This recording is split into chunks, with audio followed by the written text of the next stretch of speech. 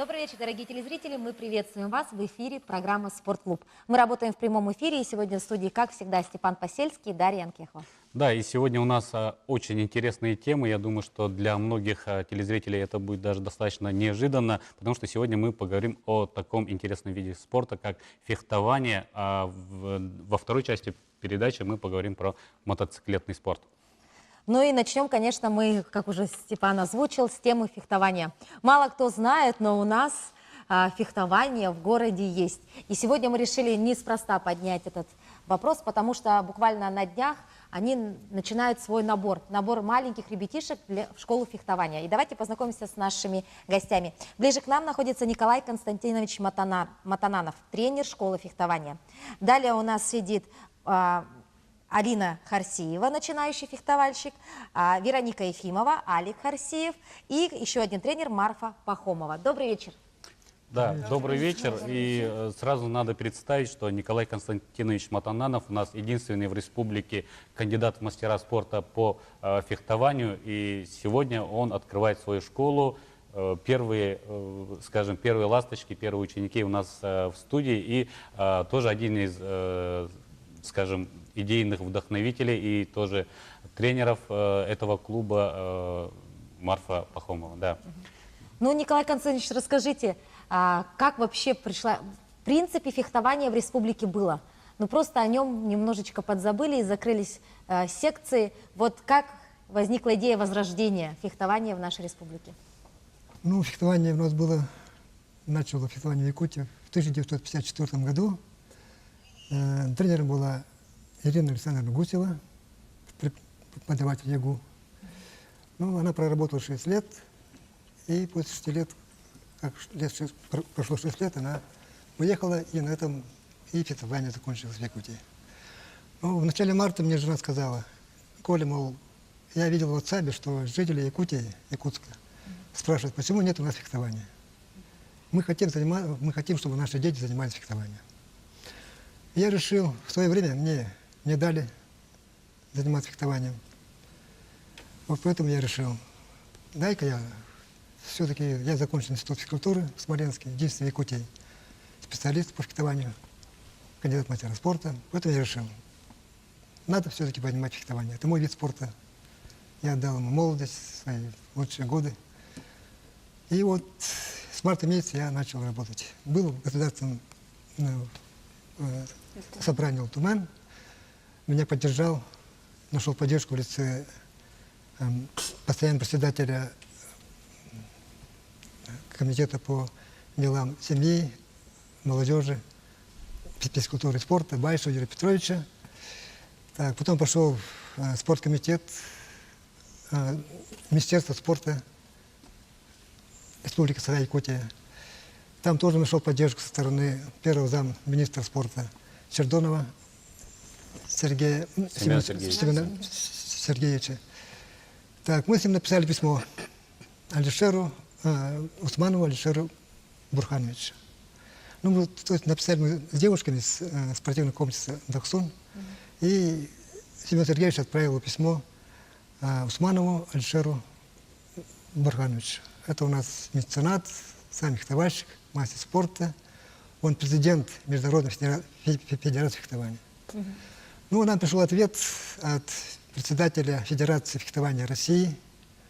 Он мне рекомендовал навести прямой контакт с исполнительным директором Федерации фехтования России Эдуардом Борисовичем Вольфсоном. Я полетел в Москву для встречи с ним. Там встретил Марфу Ильиничну. Мы с ней вместе поехали в Федерацию фехтования России. Встретились с Эдуардом Борисовичем, с ним поговорили. Потом пошли на второй этаж к президенту фехтования России Михайлову. С ним поговорили и решили, что они нам сказали, порекомендовали: ребята, срочно открывайте Федерацию фехтования Якутии, Республики Саха-Якутия. Только в этом случае у вас будут документы, и мы сможем вам помочь и с экипировкой фехтовальщиков, и с фехтовальной дорожкой, там, ну, в будущем спортзал. В общем, сделайте документ. Ну, И вот, такая Ну, достаточно Николай Константинович длинная история, да, проделал работу, да, для того, Так, чтобы просто ну, фехтование возродилось у нас. в данный момент Федерация фехтования, о создании Федерации фехтования с документами работает Марфа Ильинична. Ну вот и вопрос Пожалуйста. к Марфе. Марфа, ну мы вас знаем как мастера спорта по легкой атлетике. Как вы пришли вот к идее именно возрождения фехтования в республике и какую роль играете вы сегодня? Ну, мы в 2015 году я работала с параспортсменом Маратом Николаевым. И так как гонки на колясках для него, ну, как более травмоопасны, мы выбрали фехтование. И вот мы тоже, ну, как бы в федерацию сходили, как бы все это, встреча, все это было. И они тоже, ну, пошли навстречу к нам. Вот даже экипировка, которую вот сейчас надели ребята, они тоже вот бесплатно, безвозмездно нам предоставили, чтобы фехтование развивалось именно в Якутии. Но я хотела, чтобы у нас в Якутске был специалист, и вот очень рада, что у нас вот появился, ну, как Матананов Николай. Сейчас как раз уже с новыми силами мы развиваем фехтование вместе, ну, как бы в команде, да, в прошлом году как бы были неточные моменты, поэтому Ну, как-то первые шаги, да, более скажем так. затишье было. Но я была уверена, что в любом случае с осени уже начать. А вот когда заявил о себе Николай, я была очень рада, конечно. И встреча с президентом Федерации фехтования, с Александром Юрьевичем, тоже уже стопроцентно дало уверенности, что в Якутии можно уже развивать. И сейчас мы уже сдали документы для открытия Федерации. И ждем ответа, конечно. Потом уже идет аккредитация. Ну, то есть это первые шаги для возрождения Да, именно конечно. фехтования у нас. И мы уже, пользуясь случаем, хочу сказать, что мы уже, ну вот, идет набор детей и взрослых. Сейчас хотим, чтобы максимально как бы развивать фехтование, чтобы привлечь и взрослых, и детей. Просто пока не для именно, да, спортивных достижений, Да. а пока просто как любителям. Да. Хотя бы, чтобы люди узнали, что такое Но фехтование. я Перед вижу, детишками. вот дети очень такие, ну, подвижны, сразу видно, что спорт, ну, как, если в дальнейшем, как бы, Будут да, заниматься, стабильно да. заниматься, они будут показывать результат. И у Марфа, с нас какого возраста вы? с 9 лет, но мы еще 7-летних тоже смотрим, потому что дети разные у всех. Ну, если физически развиты, мы берем, конечно. И в октябре месяце уже планируем принять участие на Дальнем Востоке, показать, ну, какие-то результаты, чтобы Хотя бы дети- попробовать, да? Да. То есть, скажите, Ну, пожалуйста, а первый где у нас, кстати, вот на Дальнем Востоке развит этот В вид Новосибирске спорта? очень развит. А на Дальнем Востоке? В Хабаровск. Хабаровск, Хабаровске, Владивосток, да. город Находка. То есть там везде есть, да, спортсмены, есть Да, соревнования да, и так далее. Конечно. Давайте перейдем к ребятишкам. Я хочу узнать, как вообще ребятам этот вид спорта. Алина, скажи, пожалуйста, как давно ты занимаешься фехтованием? Ну, буквально месяц, да? Нет, с марта мы начали заниматься. Вот, Что больше всего тебе нравится в этом виде спорта? ну, все. Очень, Сразу понравилось тебе? да. Да? А что больше всего нравится, когда... Ну, что нравится Да, больше? на занятиях. Ну, очень, Волнует. Хорошо, вопрос такой, а интересный вид, устаешь, да? да? Устаешь? ну, иногда очень сильно можем потренироваться, что устаем.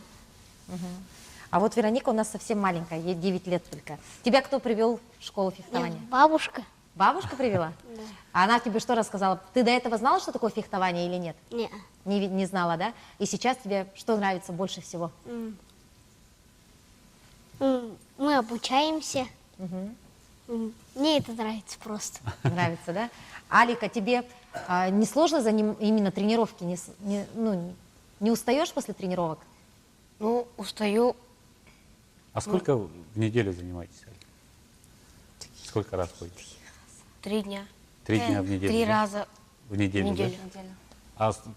Сейчас они могут стоять уже в парах, ну то есть спарринговаться? Они уже Некоторые основы могут, да. понимают, да, все знают. А это не травмоопасно, это не, скажем так, для детишек? Ну, тут Потому что Ну, сначала- инструмент достаточно серьезный. Сначала такой. обучают. Сначала обучаем стойке, выпадам, уколам, а потом уже. Мы пока еще оружия не касались, рано еще. Но общая физическая подготовка, как я понимаю, тоже очень важна, да, Обязательно, в этом да. виде спорта. Да. Есть ли какие-то ограничения при занятии фехтованием? Особых нет. Ограничений нет. Особых нет. Особых нет.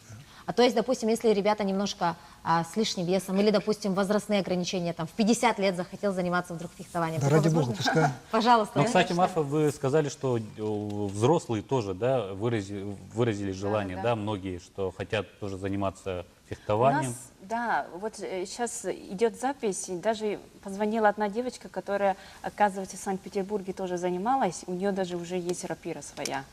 И она сейчас переехала в Якутск, и сейчас хочет возобновить тренировки и начать заниматься.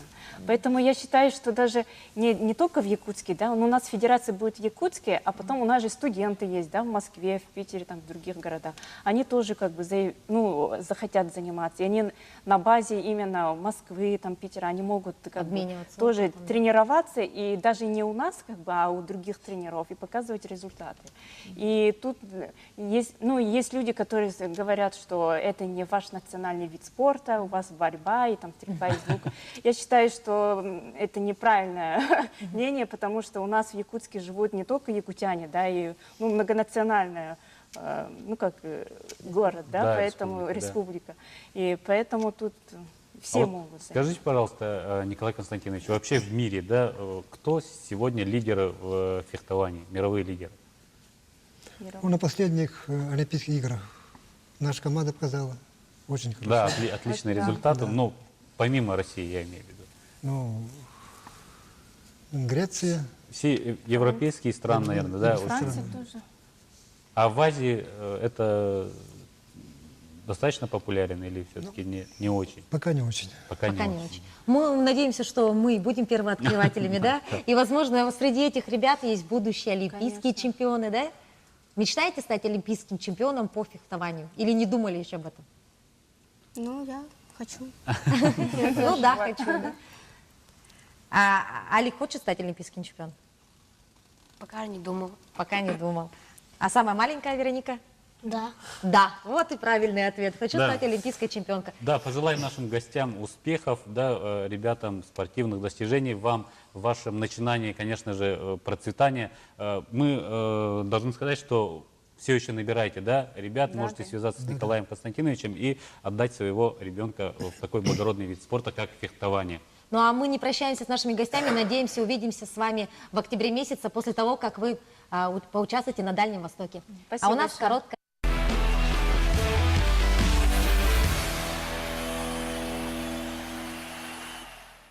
Это спортклуб, и во второй части нашей передачи мы поговорим про такой вид спорта, как мотоциклетный спорт. Да, мы зачастую вообще говорили о подобных видах спорта, но конкретно про мотоциклетный спорт мы ни разу в нашей программе не говорили, поэтому я думаю, вам, дорогие телезрители, будет интересно. Ну а для начала давай, Степан, представим наших гостей. Давайте познакомимся. Алексей Долгов, мы еще чуть попозже с этим разберемся, но представим, да, организатор эндуро-сообщества. Наверное, многие не поняли, да, что я сказал.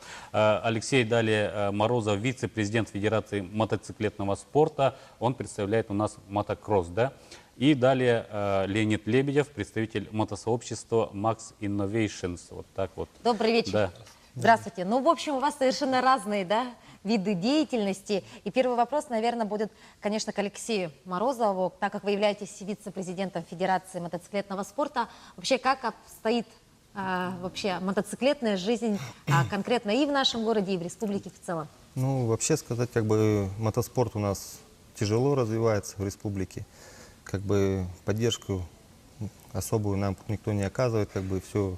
Все на энтузиастах, Да, да? в нашей именно сфере мотокроссе мы как бы живем все на энтузиазме, как бы друзьях, спонсорах, как бы все вот это. Ну, пытаемся все-таки своими силами этот не отпускать, все это в своих руках держать. Вот при нашей федерации у нас основан клуб, спортивно-технический клуб «Столица», который в 2004 году был создан, да, он по сей день как бы идет свою работу с молодежью от 6 до 18 лет.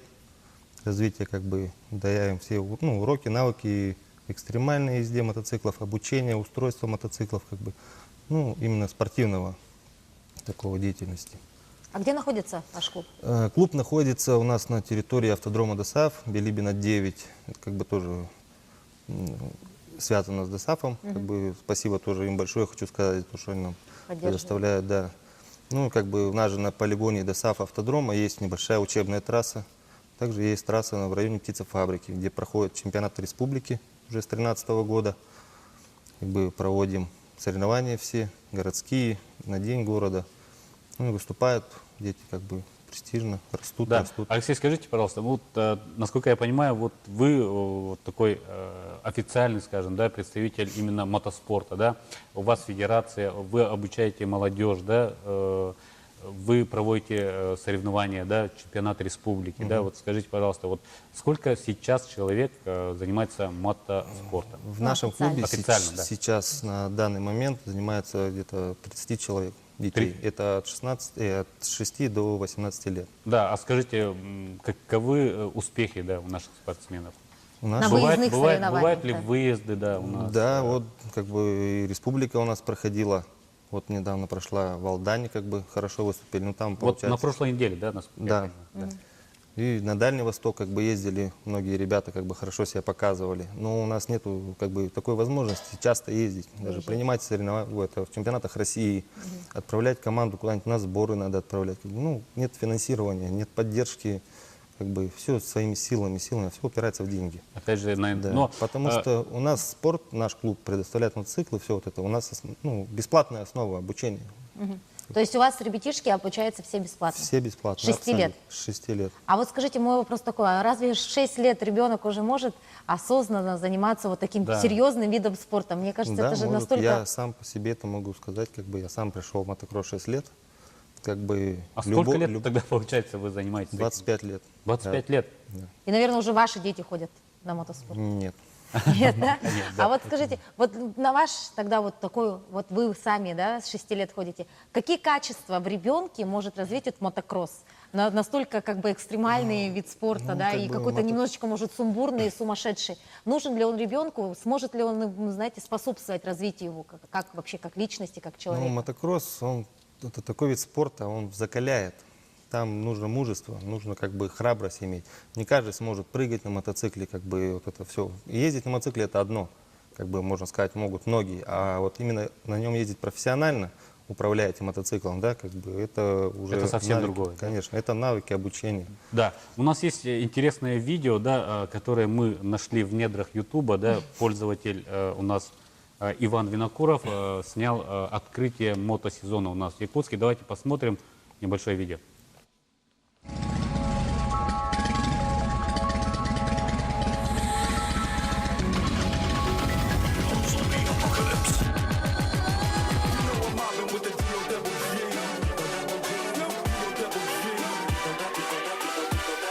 Coming real, it's the next episode.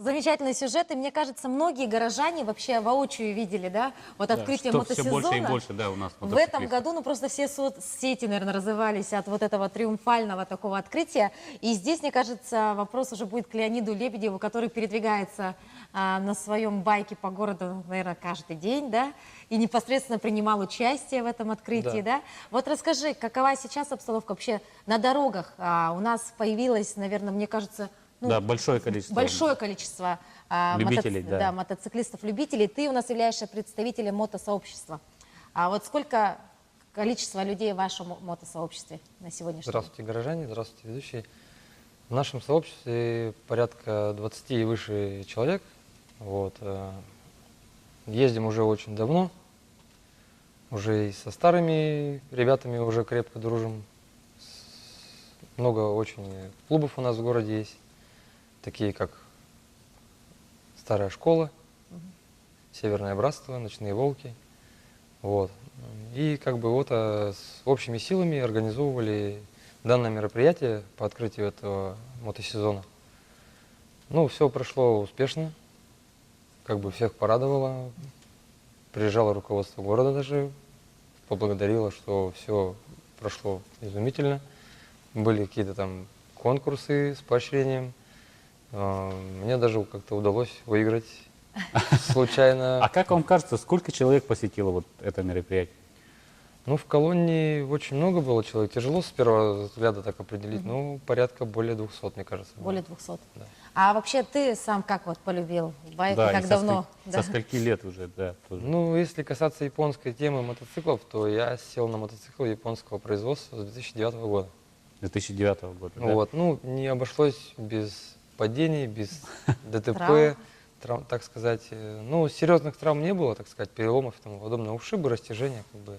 Ну, любой спортсмен через это прошел, наверное. Но ты двигаешься на мотоцикле только в летнее время, да? Ну, естественно, потому что мотоцикл у меня так как бы спортивный. Спортивный, Да. И он... То есть ты один из тех людей, которые многих вообще раздражают на дороге. То есть ты, наверное, вот тот самый, который гоняет, и тебе все равно, или все-таки ты придерживаешься Ну, правил в дорожного В движения? городских условиях, конечно, нужно себя сдерживать. Как вот до этого сказал человек, что это закалка мужества, характера, выдержки. Это спорт, как бы, надо к этому относиться как бы с головой. А если ты сел и открутил ручку газа, это ни о чем не говорит, что ты умеешь просто так взять, сесть и поехать. Ты не ездок, а, так сказать, дилетант, наверное, что ли. Да, и Отлично. тут надо все-таки пояснить, что Леонид у нас представитель именно любителей шоссейных, да, Кольцевых гонок. Да. кольцевых шоссейных гонок, да. Ну, то есть это гонки на асфальте на больших скоростях, да, скажем так. Да, совершенно. И мотоциклы, на которых вы ездите, это ну, вот такие специальные спортивные мотоциклы, скажем так, да. Скажите, а сегодня в Якутске сколько вот, я вот сам вижу, да, вот там на улице, да, вообще там, когда ходишь, ездишь и так далее, очень много сейчас стало представителей именно вот поклонников класса. именно этих Данного класса. мотоциклов, да, данного класса.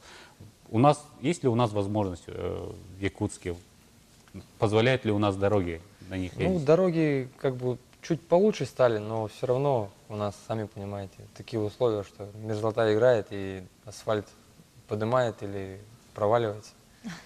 Вот, и как бы, ну, приходится там за город как-то выезжать, там маленько душу отвести, так А скажем. проводите ли вы соревнования? Соревнования Вот, да, какие-то? вот на- По шоссейному? Соревнования между собой, ну, Просто, да? на время только за городом, на Вилюйском тракте, от точки А до точки Б просто на время, и Так, все. для себя, да? А Для максимальная скорость, которую развивал лично ты? Ну, 286. С ума сойти. 286. Да, Но это не предел мотоцикла.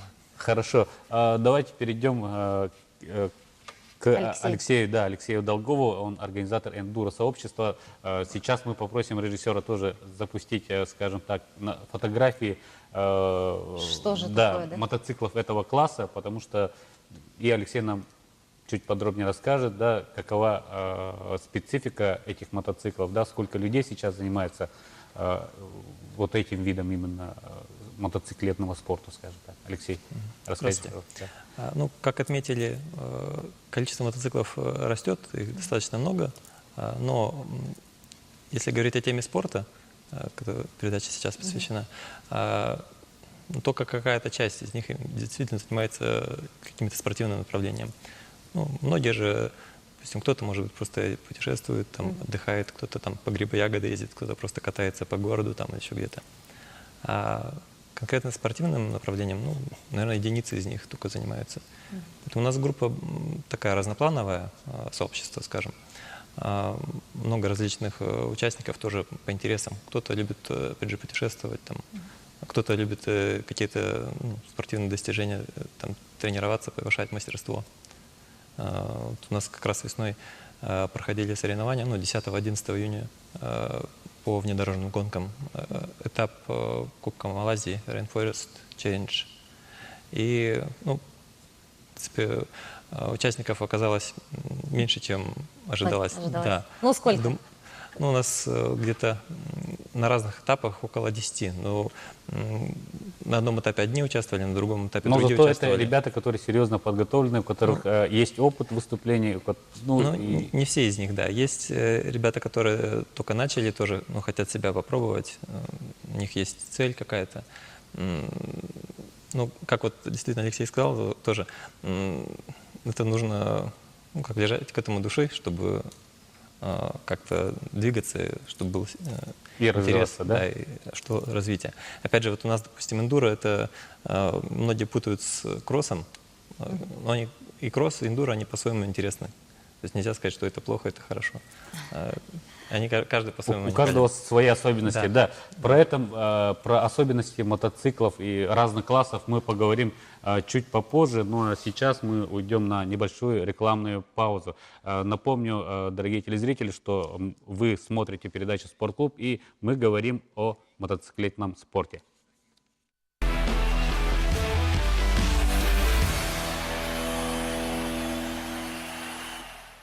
Мы продолжаем прямой эфир программы «Спортклуб». И если вы только присоединились к нам, напоминаем вам о том, что сегодня мы говорим с вами о мотоциклетном спорте нашей республики.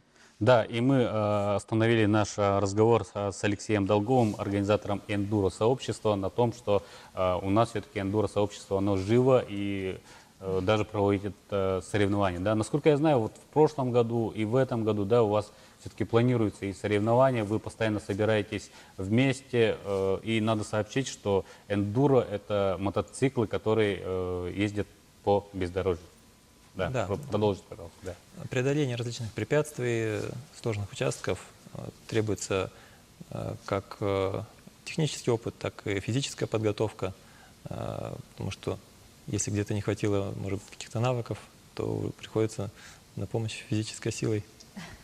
Ну вот, Алексей, у меня возник такой вопрос. Как вам пришла идея и сколько лет назад организовать вот именно эндуро-сообщество? Ну, вообще, с мотоциклами-то я с детства. Занимаетесь, Потом, да. правда, была пауза. Но эндуро это развивается по всему миру, в том числе и у нас тоже. Со временем людей становится больше и больше. Как-то происходит объединение по интересам, какие-то, допустим, уже потом со временем начинаются соревнования, проводиться свои внутренние, там, растет количество участников, там, сложность препятствий. Ну а вы-то как увлеклись? Сколько лет назад? Да, это было? сами как пришли, да. Ну, лет 5-6 где-то занимаюсь. Тоже занимаетесь. И именно эндуро. Да. А до этого у вас был обыкновенный такой Да, городской, да, До этого в мотоцикл. основном в детстве занимался. Да. А какой первый у вас был мотоцикл? Насколько помню, это была Рига. Рига. А у вас, Алексей, какой был мотоцикл? Восходы, Минск, разные. Восход и Минск, как у каждого, наверное, да, мальчишки, да. А у Леонида уже, наверное, Иш-планета. Иш-планета. Ну, давайте уже поговорим действительно о более приземленных темах, да, потому что я думаю, что многие любители мотоциклов, да, сейчас задаются вопросом, потому что сейчас как раз сезон, скажем, мотоциклетный, да, приобрести ли себе железного коня, да, какие трудности в связи с этим можно столкнуться, как выбрать себе, скажем, мотоцикл, да, с чего начать? Алексей, вам слово, да. Ну, если брать со стороны нашего спорта, как бы мотоцикл выбирать, то выбирать даже бэушный мотоцикл нет смысла. Потому что спортивная техника, она как бы, у нее ресурс работы маленький, выкатанный, поэтому, говорит, если мотоциклу уже 2-3 года, как бы, то как бы на нем можно ездить, да, для начинающих, но особо уже у него идут поломки, ты в него только влаживаешься финансы. Поэтому, если профессионально занятие видом спорта этим, то надо садиться на новый мотоцикл. Именно. А что касаемо вашего клуба, у вас по наличии есть, да? В наличии, да, у нас есть мотоциклов, ну, конечно, не так желаемо, сколько хотелось бы. Как бы там Ну, допустим, есть желающий новичок, кто хочет прийти к вам именно заниматься профессионально или именно как Вообще, видом есть ли спорта, такая возможность вообще у каждого возможность человека есть всегда. подойти? Главное, чтобы было желание. Возможность можно всегда найти. Ну, как бы можно, да, желательно, чтобы возрастом помоложе, как бы начиная.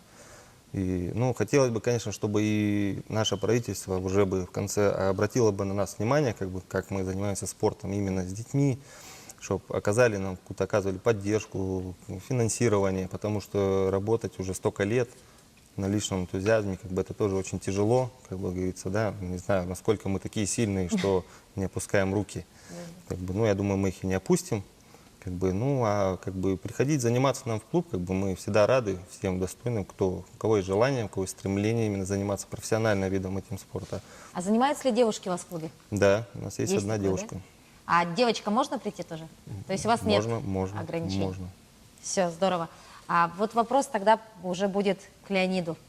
Леонид, ваш совет при выборе мотоцикла? Ну, если опыта никакого абсолютно нету, то я думаю, что если человек хочет более спортивного класса мотоцикл, то нужно выбирать более спокойный объем, кубаж мотоцикла, потому что Не очень мощный, скажем так, неопытный, да, менее слабый, вернее, менее мощный, чтобы человек более-менее к нему мог привыкнуть, почувствовать его вес, развесовку, там, научился правильно тормозить, потому что, повторюсь, как я сказал ранее, что ручку газа может любой открутить, а тормозить у нас в городе через каждые 30 метров светофоры, это не каждый сможет грамотно, без блокировки колес, успешно затормозить, что и приводит к глупым падениям, К авариям, да. к авариям, да. Внимание очень нужно смотреть за своим здоровьем. Я каждый год перед мотосезоном обращаюсь к своему окулисту, потому что зрение в городском трафике для спортбайкера это, так сказать, как ангел-хранитель. Вот. Отлично. А, Алексей, ваш совет? Ну, допустим, если кто-то вдруг решил принять участие именно в гонках по бездорожью и приобрести вот именно такой мотоцикл. И вообще начать заняться именно таким направлением. Начать, наверное, нужно с приобретения хорошей экипировки, а уже потом мотоцикла. Да, то Ваш есть совет в экипировка, первую да? очередь это безопасность, да? Обязательно защита нужна, конечно. Да. Ну и главное здоровье, поэтому постепенно, не пытаться сразу там брать непреодолимые препятствия. Должен быть постепенный рост. Да, а вот скажите, пожалуйста, да, дорогие гости, что у нас обстоит, скажем так, с грамотностью на дорогах, да, касательно не только самих, да, мотоциклистов, да, но и, скажем, водителей автомобилей, да, вот что вы можете по этому поводу сказать? У нас Ну, здесь, наверное, Леонид встречается с этим каждый день. А Ну, вот у меня все, вопрос, наверное, да, Алексей, вы встречаются. тоже в повседневной жизни передвигаетесь, да? Да, но только на автомобиле. На автомобиле, да? Я по городу на мотоцикле не езжу. А у вас? Мы в городе тоже бываем, но реже. Конечно, основное у нас это за городом. Ага.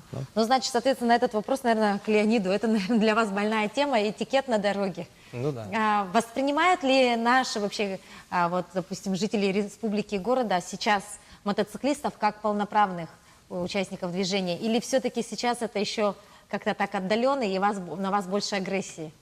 Нет, ну агрессии-то как бы нету никакой абсолютно. Ну, у каждого понятие автолюбителя свое. Кто-то поможет, там, уступит, пропустит, так скажем. Кто-то, наоборот, подожмет, зажмет, хоть и стоит сам в пробке и не дает тебе еще проехать. Это такое бывает каждый день, да через день, грубо говоря. Вот. Ну и как бы я хочу сказать, что и мотоциклисты есть тоже не совсем культурные. Сегодня мне вот буквально днем тоже попался один без шлема. Я его просто банальный вопрос, стоя на красном сигнале светофора, я спросил, я говорю, почему без шлема? Он говорит, у меня прав нет. Даже так, И да? я удивился, я Нечего, да, говорю, или как понять? то есть, да, я очень удивился, я думал, а как же, ну, это же твое здоровье, безопасность, и как бы я очень и расстроился, и удивился, так сказать, вместе взято. Да, Ну, все-таки, если вы хотите заниматься спортом, да, то это лучше делать, конечно, на специально отведенных трассах, да, правильно я понимаю, Алексей, да? И заниматься, ну, не обязательно, конечно, мотокроссом, да, но можно заниматься другими видами мотоспорта, можно. которых огромное количество, насколько я знаю. Вот я вот посмотрел, кроме шоссейных гонок, да, гонки на мотоциклах по местности, мотокроссы, триал, спидвей, гонки на льду, гонки на травяном треке, гонки на песчаном треке, мотобол и так далее. Ну, в общем, при желании проявить себя в мотоспорте может практически каждый человек. При желании может, но у нас в городе как бы Финансы. небольшой выбор В общем. технических видов спорта. Да. А вот скажите, у вас трасса, вы сказали, да, где она находится? У нас трасса есть небольшая, обучаемая на территории автодрома.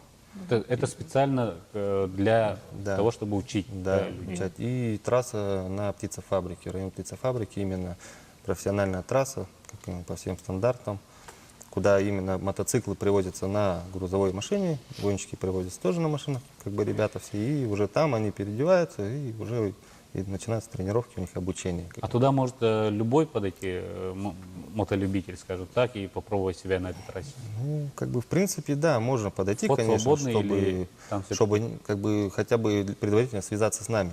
Потому что как бы мы туда тоже очень своих сил много вкладываем, а потом все там ездят, как говорится, все ломают, и мы тоже. Ясно. А вы там были, да, Алексей, Ну, на этой мы трассе? недавно закончили строить трассу с элементами триала. Это на полигоне возле Магана. Там То тоже. есть это У вас специально уже для у нас, эндуро, у да? нас другая. То есть мотокроссы, там эндуро, триал, там они отличаются. Это достаточно кардинально. серьезное различие, да? Да, между ними? строите свою трассу уже. Да, у нас отличается. То есть совсем другие препятствия, другая техника вождения. То есть и туда может кто-то, допустим, если заинтересовался, прийти, понаблюдать, да, Да. за всем, Ну, как это происходит. Да, Понаблюдать, а как если сможет да, поучаствовать. связаться с, скажем, с любителями, с вами, да, с руководителями, скажем, сообществ и так далее, как к вам подойти, скажем так? Наверное, через социальные сети или как с вами Форум, обычно через связываются? форумы, через сети, Форумы, можно так сказать, да. То есть форум мотолюбителей, да, вот, или Ну, популярный наш сайт ЕКТ. и, То есть- который объединяет всех мотолюбителей, скажем. Ну что ж, спасибо большое, дорогие наши гости. Надеемся, что мотоциклетная жизнь, вообще мотоспорт, просто любовь к мотоциклам в нашей республике будет всегда, ну, наверное, такой же сильной, да, и самое главное, наверное, чтобы все это было безопасно, и, наверное, чтобы это все было именно на профессиональном уровне, да. Спасибо большое. Ну что ж, а у нас время нашего эфира подходит к концу, и у нас очень хорошая новость. Мы спешим поздравить нашего коллегу Власия Сергеева с замечательным днем. Сегодня у Власия Сергеева день бракосочетания. Да, пожелаем нашему коллеге счастья, любви и долгих лет совместной жизни. Да, Власия, еще раз мы поздравляем тебя и всю твою семью. Всего тебе самого наилучшего. И дай Бог, чтобы ваша семья была самой крепкой, самой надежной. И надеемся, Спортивной. да, спортивной семьей. И возвращайся обратно к нам на работу. Да, с вами, дорогие телезрители, мы прощаемся ровно на неделю. Встретимся на том же месте в тот же час. И, как всегда, конечно, не забывайте о том, что спорт – это жизнь. Занимайтесь спортом, ведите активный образ жизни. Ведь на дворе у нас лето, и надеемся, что, возможно, во время этого лета кто-то из вас хотя бы чуть-чуть приобщит к себя к спорту. До новых встреч, всего доброго. Всего хорошего.